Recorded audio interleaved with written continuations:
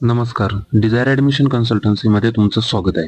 तर ह्या व्हिडिओमध्ये आपण टोटल फिजिओथेरपी सीट्स आपल्या महाराष्ट्र स्टेट्समध्ये किती आहे याच्याबद्दल माहिती घेऊ. त्याचबरोबर कॉलेजेसचे कट ऑफ अंदाजे किती असतात, कॉलेजेसवाले फीज किती घेतात, त्यानंतर महाराष्ट्रामध्ये टॉपचे कॉलेजेस फिजिओथेरपीसाठी कोणते आहे, आपल्याला स्कॉलरशिप कोणत्या कोर्सेससाठी किंवा कोणत्या पद्धतीने मिळू शकते, कोणत्याही प्रकारचे हिडन चार्जेस असतात का व सॅलरी अदर गोष्टींबाबत ह्या व्हिडिओमध्ये आपण विचार करणार आहोत. तर चला आपण व्हिडिओला सुरुवात करू. आता सर्वात पहिल्यांदा टोटल सीट्सचा विचार केला की आपल्या महाराष्ट्रामध्ये जे फिजिओथेरपीचे कॉलेज आहेत म्हणजे साधारण 90+ हे फिजिओथेरपी कॉलेजेस आपल्या महाराष्ट्रामध्ये अवेलेबल आहे वेगवेगळ्या जिल्ह्यांमध्ये. त्यामधील साधारण 5105 सीट्स या फिजिओथेरपीसाठी अवेलेबल आहे. आता त्यांचं डिस्ट्रीब्युशन कसं केलं जातं हे पहिल्यांदा समजून घ्या. आता समजा एखादं कॉलेज आहे, त्या कॉलेजमध्ये 100ची इनटेक आहे, आपण असं समजू की या कॉलेजमध्ये 100 सीट्स असतात. आता याच्यामध्ये 85% सीट्स या मेरिटच्या असतात व 15% सीट्स या मॅनेजमेंटच्या असतात. म्हणजे आता हे 85% जे सीट्स आहेत त्याच्यामधील जी 85 सीट्स असतील 100 सीट्सपैकी ते असणार पूर्ण गव्हर्नमेंट कोटामधून. आता याच्यामध्ये तुमच्या कॅटेगरीनुसार प्रत्येक कॅटेगरीला सीट्स या डिवाइड केलेल्या जातात. म्हणजे जसं आरक्षण असतं आपल्याला कॅटेगरीजनुसार किंवा आपले जे कॅटेगरीज आहे त्यानुसार जेवढे आरक्षण दिले आहे त्याच्यामध्ये या 85 सीट्स डिवाइड केले जातात. म्हणजे साधारण 20 ते 22 सीट्स या ओपन कॅटेगरीसाठी, त्यानंतर 7 ते 8 सीट या ओबीसी कॅटेगरीसाठी, असे वेगवेगळ्या पद्धतीने या सीट्सचे डिस्ट्रीब्युशन केले जातं. मॅनेजमेंटच्या ज्या सीट्स आहेत, मॅनेजमेंटच्या सीट्स या पूर्ण कॅटेगरीजसाठी ह्या ओपन असतात. म्हणजे कोणताही कॅटेगरीचा विद्यार्थी याच्यामध्ये अप्लाय करू शकतो व 85% सीट्समध्ये अप्लाय करू शकतो. त्याच्यामध्ये आपल्याला AI ओपन वगैरे टाकावं लागतं किंवा आपलं जे रिझर्व कॅटेगरी आहे ती ओपन करावं लागते. हे तुम्हाला आपण नंतर एकदम व्यवस्थित समजून सांगूयात. आता हे तुम्हाला समजलं की मेरिटच्या सीट्स आणि ह्या मॅनेजमेंटच्या सीट्स म्हणजे IQच्या सीट्स. आता ॲव्हरेज फीज कॉलेजची किती असते आपल्या महाराष्ट्रामध्ये जे फिजिओथेरपी कॉलेजेस आहे, आपण सुरुवात ओपन कॅटेगरीचा विचार केला तर साधारण 70 ते 80 हजार रुपयापासून साधारण 1,20,000 ते 1,30,000 रुपयापर्यंत कॉलेजेसची फीज असते. हे लक्षात घ्या. एक मिनिमम कॉलेजेसची फी आपण बघितलं 60 ते 70 हजार रुपये, मॅक्झिमम कॉलेजची फी बघितलं 1,30,000पर्यंत आता सध्याच्या परिस्थितीनुसार महाराष्ट्रामध्ये कॉलेजेसची फीज आहे.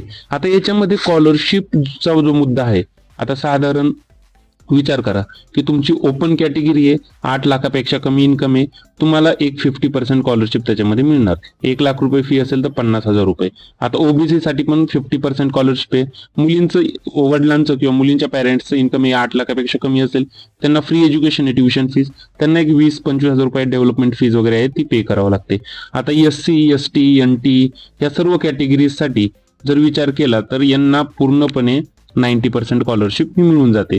म्हणजे नाही का 90% स्कॉलरशिप ही त्यांना मिळून जाणार आहे. आता काही प्रकारे काही कॉलेजेसमध्ये हिडन चार्जेस घेतात. म्हणजे भरपूर कॉलेजेसमध्ये तसे तर हिडन चार्जेस घेत नाही, परंतु असे आहेत कॉलेजेस जे एकदा ऍडमिशन झालं की नंतर थोडे हिडन चार्जेस वगैरे मागतात. काही प्रॉब्लेम किंवा आपल्याला फेस करावं लागतात ते आपल्याला काही तुम्हाला प्रॉब्लेम असेल कॉलेजेसबद्दल इन्फॉर्मेशन तर टीम मेंबर्सला नक्कीच कॉल करा, मेसेज करा, ते तुम्हाला याच्याबद्दलही व्यवस्थित समजून सांगतील. आता संचेती कॉलेज ऑफ फिजिओथेरपी आलं जे की पुण्यामध्ये टॉपचं फिजिओथेरपी कॉलेज मानलं जातं. Sancheti modern college of physiotherapy आहे, हे पण एक पुण्यामधील टॉपचं फिजिओथेरपी कॉलेज आहे. तेरणा फिजिओथेरपी कॉलेज मुंबईचं आहे. त्यानंतर MGM कॉलेज ऑफ फिजिओथेरपी हे पण मुंबईचे. असे कॉलेजेस आहे जे की एक टॉपचे कॉलेजेस आहे किंवा यांचे कट ऑफही चांगल्या प्रकारे जातात. आता आपण या कॉलेजेसच्या कट ऑफचा विचार केला. आता कट ऑफची जी गोष्ट असते ठीक आहे ते पूर्णपणे कॉलेजेसवर डिपेंड असतं. कॉलेजची लेवल काय आहे, कॉलेजच्या फॅसिलिटीज असतील, लेवल्स असतील किंवा कॉलेजेसमध्ये टीचर्स असतील, हॉस्पिटलमध्ये पेशंट फ्लो, हे सर्व गोष्टी ही डिसाईड करत असतात की कॉलेजचा कट ऑफ किती जाईल किंवा नंबर ऑफ स्टुडंट्सने किती अप्लाय केलंय तिथे. आता no qualifying marks needed. Qualifying marks हे BMS, MBBS, BDS, BHMS या ज्या कोर्सेसला क्वालिफाईंग मार्क्स लागतात तसं इथे कोणत्याही प्रकारचा क्वालिफाईंग मार्क्स लागत नाही. आता सुरुवात काय होणार आहे, एक तर मेरिट कोटाचा विचार केला, राऊंड्स होतात त्यांचे, जसे की कॅप राऊंड्स असतात, first round, second round, third round, याच्यानंतर होतात सुरू स्ट्रे राऊंड्स, त्याच्यानंतर सीट्स ओपन राहिल्या तर इन्स्टिट्यूशनल राऊंड्स होतात. याच्यामध्ये सर्व गोष्टींसाठी आपल्याला स्कॉलरशिप प्रोव्हाइड होते. आता मॅनेजमेंटचा विचार केला तर निगेटिव्ह मार्क्स असतात किंवा कितीही जास्त असतील तुम्ही मॅनेजमेंटमधूनही ऍडमिशन घेऊ शकता, काहीच प्रॉब्लेम नाही. आता टॉपचे कॉलेजेसचा स्कोर कमीत कमी आपल्याला 130-140च्या पुढे मार्क्स पाहिजे.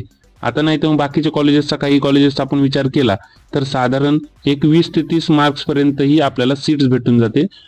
कमी मार्क्स असेल तरी भेटतं. तर तुमचं पॅकेज कमी असेल, बजेट कमी असेल व टॉपच्या कॉलेजमध्येच ऍडमिशन घ्यायचं असेल तर तुमच्याकडे दुसरंही ऑप्शन असतो. ते ऑप्शन म्हणजे काय, मॅनेजमेंट कोटा. आता मॅनेजमेंट मधून कमीत कमी 7 ते 8 लाख रुपये पूर्ण बजेटमध्ये तुमचं ही फिजिओथेरपीला ऍडमिशन होऊन जातं, काही इश्यू नाही. तुम्हाला काही डाऊट्स असतील किंवा आता याची सॅलरी किती असते, कॉलेज टू कॉलेज व्हॅरी करतात, पॅकेजेस असतात.